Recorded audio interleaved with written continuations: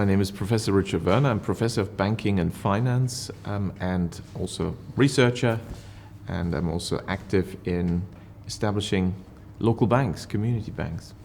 In most countries, the story is that we've got fairly centralized, concentrated banking systems. The United Kingdom is very extreme. There's 5 big banks dominating banking. And because they're very, very large, they essentially service only really the large institutions very well. They can't be interested in small, individuals and small customers, small firms, and so they don't get a good service from this. That's one point. Now the other aspect is, what do banks in general do, and how does this link to the economy? Because banks are actually more powerful than the finance and economics textbooks are telling you. The official story de-emphasizes the role of banks. But most people know from their common sense, of course, banks are very important, and that's really true. Banks are extremely important because they create our money supply. I did a survey with my students. We questioned over 1,000 people. That was in Frankfurt. Central Frankfurt's probably above average educational level. And we asked them, where do you think does the majority of the money supply come from, and who do you think allocates that? And 84% responded, well, the government or the central bank, which is a reasonable answer because you'd think, well, that's what it should be like. But it's not. The majority of the money supply, 97% of the money supply, is created by the banking system. And banks have enormous decision-making power because they decide which project is going to be funded, who is getting how much newly created money. Whenever a bank gives out a loan, it creates new money that didn't exist before, which has, of course, consequences and has an impact on the economy. So that's why banks are crucial for the economy and can be a tool for good things, but they can also lead an economy in the wrong direction. And in many countries, we are going in the wrong direction. Essentially, when you have a concentrated banking system, you get more and more of the bad decisions, and also you get boom and bust cycles as banks create credit.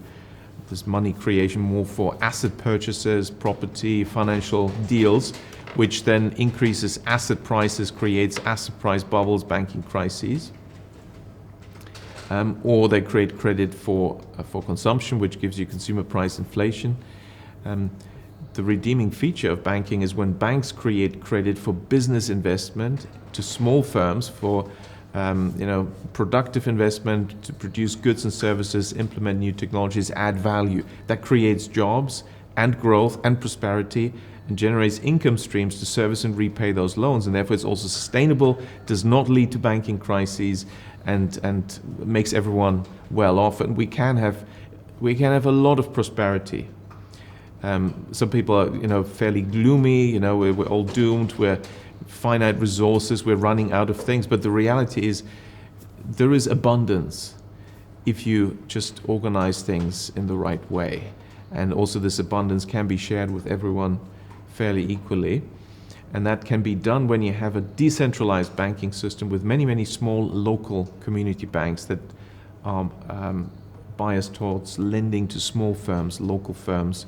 Also, then you have accountability on the local level concerning these crucial decisions of who gets the newly created money and for what purpose is it used. So that's the sort of system we need to create, but in many countries that's not the case. Germany used to have a very decentralized banking system, but under 22 years of ECB bank regulations and monetary policies, many of these small banks have already disappeared. They're forced to merge with other banks, and they're getting bigger and bigger. So even in Germany, we have to hold against that, and actually we should also set up more small, even smaller local community banks. And we should put pressure on the regulators to make it easier for small local banks. Because if you have many small local banks, the banking system is also much more resilient. You get fewer crises, you get strength and not weakness as we get with these concentrated banking systems. It is a bit of a technical job, so I've created a community interest company that focuses on that and that helps local communities set up these banks. The biggest hurdle is the minimum capital that you need. Legally, 5 million euros. But in practice, you need 15 million euros because of the mechanics, because you also have to demonstrate that you're going to be profitable. And there's various other rules. If you put it all together, it means you need really 15 million to start a bank, and also for the regulators to give you the bank authorization.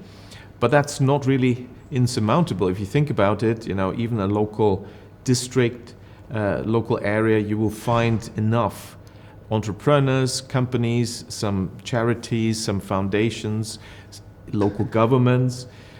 They should all be informed about this, and they can all be shareholders in this bank, and they get dividends. Banking is highly profitable.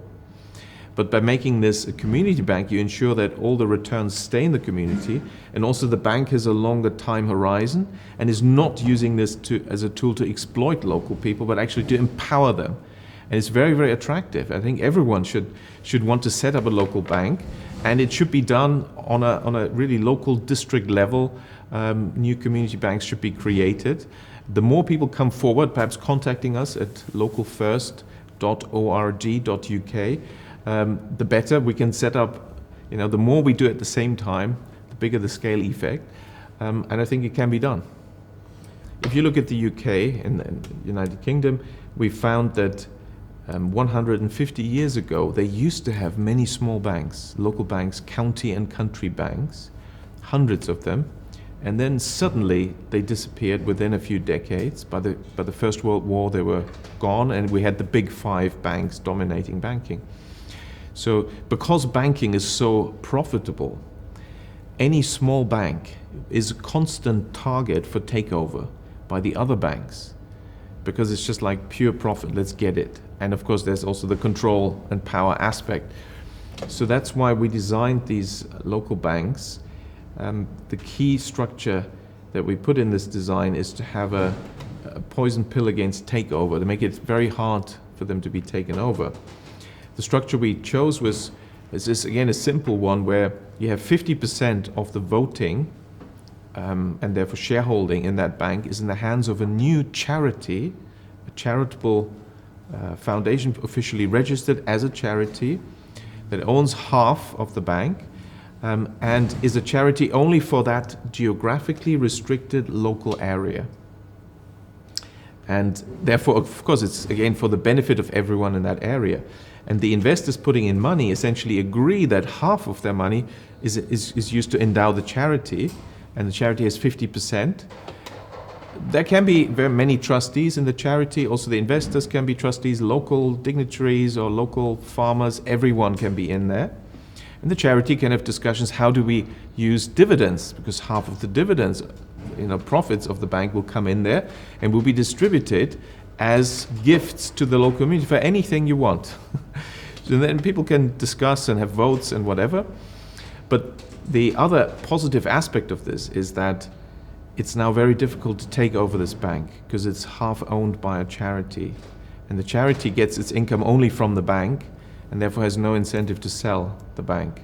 I think it's also possible to start something new, but perhaps it's best to have several tracks. So one is to work within the existing system and set up your community bank, but at the same time, and also as a backup, have a separate track where you have your own local credit-based exchange system, which essentially is also your local community currency system.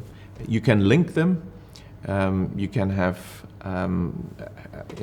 can make connections between them. You can use one if the other one, runs into trouble with the or resistance, let's say, with opponents. And such an alternative system can be based either on just essentially credit records. You can have mutual credit records, or you have, one place in the local district where you have a credit register. If people sell something to each other, it's registered there, and essentially you can therefore have a barter system with a record that anyone can go and see, which can be online or however you want to do it. You could also, in theory, have a sort of mutual barter system that's organized in Switzerland. They did this, the VIR system, VIR, WIR system. So these local currency systems are also possible, and then they become powerful, as we've seen historically, if they're linked to a local community bank.